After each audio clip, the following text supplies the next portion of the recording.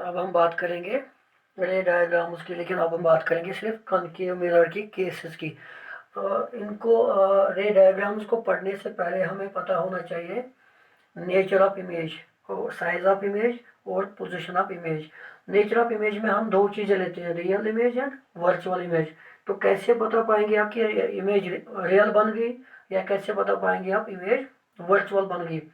अगर यहाँ पे रेज जो वापस आएंगी मिरर से, अगर उन्होंने खुद रिफ्लेक्ट किया, इंटरसेप्ट किया, तो आप लिखेंगे रियल इमेज। अगर उन्होंने रिफ्लेक्ट खुद इंटरसेप्ट खुद नहीं किया, हमें प्रोड्यूस करना पड़े, उन रेज को हमें प्रोड्यूस करना पड़े और प्रोड्यूस करने के बाद वो मीट होते हैं, तो आप लिखेंगे वर्चुअल इमेज। ये याद रखना। और रियल इमेज जो होती है वो हमेशा उल्टी बनती है, उल्टी को हम बोलते हैं इनवर्टेड। तो ऐसे लिखेंगे, अगर अगर ऑब्जेक्ट ऐसे है, उसका हेड इस तरह है, तो उसकी इमेज जो है अपसाइड हेड अपसाइड डाउन बनेगा, तो ये होगी इन्वर्टेड। लेकिन कब? जब इंटरसेक्शन खुद होगा। और अगर इंटरसेक्शन नहीं होगा तो ऐसी होगा, तो ये ऑब्जेक्ट है, उस इमेज भी ऐसी ही होगी। This is called erect, erect and this is called inverted. तो ये बात याद रखेंगे आप रे डायग्राम्स को करने से पहले। अब आपको, क्योंकि आपको क्वेश्चन में पूछा जाएगा what is the nature of image. Nature दो होंगे, या रियल होगा या वर्चुअल होगा। रियल अगर होगा तो वो इन्वर्टेड होगा, वर्चुअल अगर होगा तो वो इरेक्ट होगा। और ये एक चीज़ और याद रखिएगा, रियल इमेज जो बनती है वो हमेशा प्रिंसिपल एक्सिस के नीचे और बन जाती है। दूसरा याद रखेंगे आप साइज। अगर आप लेंगे ऑब्जेक्ट मेजर करके, फॉर एग्जांपल आप लोगों ने लिया 2 सेंटीमीटर का ऑब्जेक्ट, अगर उसकी इमेज बनती है 2 से ज़्यादा, इमेज बनती है 2 से ज़्यादा, this is object and this is image. अगर 2 से ज़्यादा बनती है तो आप लिखेंगे एनलार्जेड। अगर 2 से कम बनती है, मतलब 2 यहाँ पे है तो 2 से मतलब आधी बन गई, इतनी छोटी बन गई इमेज, छोटी बन रही है इमेज, बिल्कुल ऑब्जेक्ट से बिल्कुल इमेज छोटी बन रही है, तो आप लिखेंगे डिमिनिश्ड। और अगर बिल्कुल सेम आती है, जितना ऑब्जेक्ट साइज है उतना इमेज का साइज है, तो आप लिखेंगे same size as that of the object. तो पोजीशन जो है वो हमें रे डायग्राम करने के बाद ही पता चलेगा कि पोजीशन कहाँ बन जाती है। तो पहला करते जाएंगे हम। क्वेश्चन होगा हमारे पास, what will be the nature, size and position of image. मैं लिखूंगा क्वेश्चन बराबर, व्हाट, एक ही कर देंगे आज, विल बी द, बराबर इसी तरह एग्जाम में आता है, nature comma size and position of image. याद रखना। तो क्या लिखना है हमें? बताना है नेचर भी, साइज भी और पोजीशन भी, जिसकी मैं बात अभी भी करा था। लेकिन यहाँ देखना, when object is placed at center of curvature of a concave mirror। concave mirror, ये पूरा समझ लेना, ये बाद में, ये एंड यहाँ पे पूरा जान लेना, क्योंकि एग्जाम में बहुत सारे बच्चों में ऐसी प्रॉब्लम हो गई है। डायग्राम बनानी थी कनकेव लेंस की, तो उन्होंने बनाई कनकेव मिरर की, बनानी थी कनकेव मिरर की, बना दी है कनकेव लेंस की। तो ये पूरा जो क्वेश्चन का एंड है कि कौन सा हमने लेना है, मिरर लेना है कि लेंस लेना है, और कौन सा मिरर लेना है, कनकेव की कन्वेक्स। तो यहाँ पे कनकेव मिरर लेना है और ऑब्जेक्ट रखना है सेंटर ऑफ कर्वेचर पे। तो ये बनाएंगे हम। बोर्ड मेरा बिल्कुल साइज जिसका छोटा है, तो मैं रब कर दूंगा ये क्वेश्चन को। क्वेश्चन समझ गए आप? हमें बताना है नेचर, साइज और पोजीशन ऑफ इमेज की। अगर हम बात ऑब्जेक्ट को रखेंगे किधर, सेंटर ऑफ कर्वेचर पे, तो हम क्या करेंगे, सीधे हम एक कर्वेचर बनाएंगे। बना दिया कर्वेचर, तो आपको मैनेज करना पड़ेगा यहाँ पे।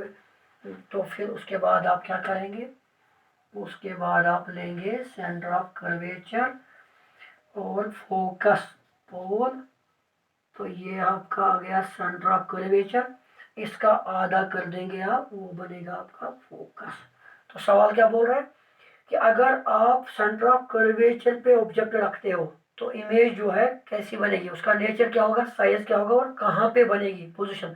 तो हम पहला पॉइंट करेंगे, हम सीधे यहाँ पे एक परपेंडिकुलर डालेंगे। तो हम लिखेंगे पहला पॉइंट, क्या लिखा हमने, क्या किया हमने ऑब्जेक्ट रखा, पुट लिखेंगे इसका नाम ए सी तो नाम लिया, पुट ए सी एज ऑब्जेक्ट। हमने ए सी एज ऑब्जेक्ट एज आस्कर मतलब क्वेश्चन ने जो पूछा, क्वेश्चन क्या पूछता था कि ऑब्जेक्ट आप रखेंगे सेंटर ऑफ कर्वेचर पे और मिरर कौन सा होना चाहिए, कनकेव मिरर होना चाहिए। तो ये हमने रख दिया। दूसरा स्टेप 2 क्या करेंगे, हम यहाँ पे एक पैरेलल रे डाल रहे हैं, डाल दी पैरेलल रे। कहाँ से डाल दी पैरेलल रे, ऑब्जेक्ट से डाल दी हमने पैरेलल रे, पैरेलल टू प्रिंसिपल एक्सिस। तो ड्रा, अगर आप नाम नहीं लिखेंगे तो कोई प्रॉब्लम नहीं, draw a ray parallel to principal axis. जब पैरेलल डाली इसको हो जाएगी रिफ्लेक्शन। तो आफ्टर, मैं लिखूंगा आफ्टर रिफ्लेक्शन, तो रिफ्लेक्शन हो गई। और रूल क्या बताता है, रूल बताता है अगर हम पैरेलल रे डालेंगे वो आएगी थ्रू फोकस। तो हम थ्रू फोकस इसको लाएंगे, आगे थ्रू फोकस हम एरो दिखाएंगे यहाँ पे। तो after reflection it passes through focus. तो जिगर ये समझ आया आपको। तीसरा पॉइंट, हमें 4 रूल्स में से कोई भी 2 रूल ऑप्ट करने हैं, अपनाने हैं, ताकि रिफ्लेक्शन खुद हो जाए। तो दूसरा रूल हम अपनाएंगे, हम रे डाल रहे हैं, पूरा देख लेना, हम रे डाल रहे हैं ऑब्जेक्ट से थ्रू फोकस, थ्रू फोकस। तो मैं लिखूंगा वही जो हमने किया, हमने क्या किया, एक और रे डाली हमने थ्रू फोकस, ड्रा अनदर रे, अनदर रे थ्रू फोकस। फिर क्या हो जाएगा, फिर हो जाएगी रिफ्लेक्शन, फिर हो जाएगी रिफ्लेक्शन। तो हम लिखेंगे आफ्टर रिफ्लेक्शन, क्या लिखेंगे हम, फॉलोइंग रूल नंबर 2, यहाँ लिखेंगे फॉलोइंग रूल नंबर 1। तो यहाँ पे जब फॉलो करेंगे रूल नंबर 2, तो रूल नंबर 2 क्या बोल रहा है, अगर हम पर फोकस से डाल रहे हैं रे तो वो वापस आके पैरेलल बन जाती है प्रिंसिपल एक्सिस। तो हम ऐसे करेंगे, वो बिल्कुल आएगी वापस, यहाँ से मैं दिखा रहा हूँ, एरो एरो दिखाएंगे। After reflection it becomes parallel to principal axis. तो जिगर मेरा ये समझ में आया आपको। तो यहाँ पे थोड़ा मैं इसको हटा दूं क्योंकि आप लोगों ने रीड किया होगा। तो चौथा पॉइंट, ये वाली रेज, ये रिफ्लेक्टेड रे है, वापस आ रही है, और ये वाली रे ये वापस आ रही है। तो ये दोनों रेज जो वापस आ रही हैं ये यहाँ पे खुद इंटरसेक्ट कर रही है। मैं लिखूंगा द टू रिफ्लेक्टेड रेज, जो वापस आ रही है rays, the two reflected rays क्या कर रहे हैं, वो इंटरसेक्टेड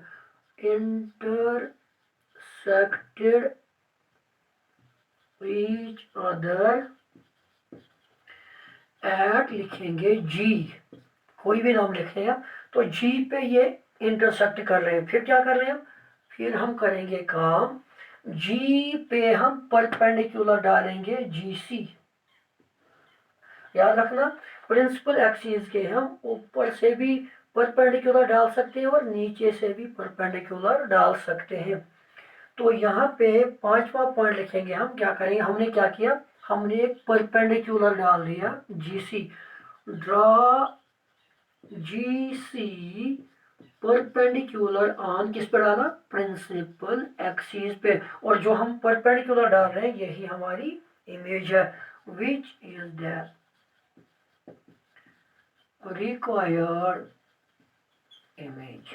तो ये अगर मेरा ये आपको समझ में आया तो तीसरा पॉइंट हमें अब सवालों के जवाब देने। फिर से मैं याद दिला दूं, ऑब्जेक्ट को कहाँ रखना है, सेंटर ऑफ कर्वेचर पे तो रख दिया।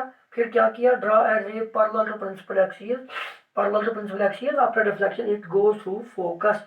फिर तीसरा किया, अनदर रे डाली हमने through focus after deflection it goes parallel to the principal axis. ये रूल्स है जो हमें पढ़े हैं। अब चौथा, जो दोनों रेज वापस आ रही है तो ये यहाँ पे खुद इंटरसेक्ट कर रही है, तो वही लिखा हमने, the two reflected rays intersect each other at G. फिर हम क्या कर रहे हैं, यहाँ से हम डाल रहे हैं परपेंडिकुलर किस पे, प्रिंसिपल एक्सिस पे, जो हमारी इमेज बन गई। ये था ऑब्जेक्ट और ये बन गई इमेज। तो यहाँ पे रिक्वायर्ड इमेज लिखा मैंने। अब सवालों के जवाब लिखने हैं। सवाल क्या बोल रहा है, आप बताएं नेचर ऑफ इमेज। तो मैं वही लिख दूं नीचे, असली वही लिखना है। तो मैं लिखूंगा शॉर्ट में, आपको समझ में आएगा, NANOI, nature of image. Nature हमारे पास दो ही है, या तो रियल है या तो वर्चुअल है। जिगर इंटरसेक्शन खुद होगी, हाँ ये रेज जो आ रही है वापस ये खुद इंटरसेक्ट कर रहे हैं तो हम लिखेंगे रियल। इंटरसेक्शन खुद हो गया, हमने नहीं किया। तो जो रियल होती है वो हमेशा बनती है उल्टी। तो ये एरो हम ऐसे रखेंगे, इसका एरो ऐसे है, तो रियल हमेशा होती है इनवर्टेड। और मैंने बता दिया आपको, जो हमेशा रियल इमेजेस होती है वो प्रिंसिपल एक्सिस के नीचे बनती है।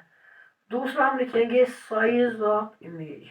तो हम स्केल से मेजर करेंगे, जो इतना है उतना ये भी है, यहाँ से इतना जो ऑब्जेक्ट साइज है और इमेज साइज सेम है, तो हम लिखेंगे सेम साइज, सेम साइज। फिर लास्ट में आता है POI, position of image.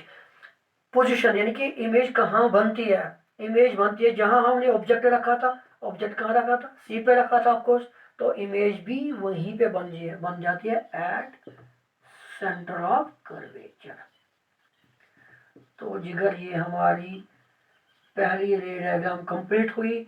I hope कि ये आपको समझ में आया हो, और ये ज़्यादातर एग्जाम्स में आता है। इंशाल्लाह अगली वीडियो में मिलेगा आपको और रे diagram. Thank you very much.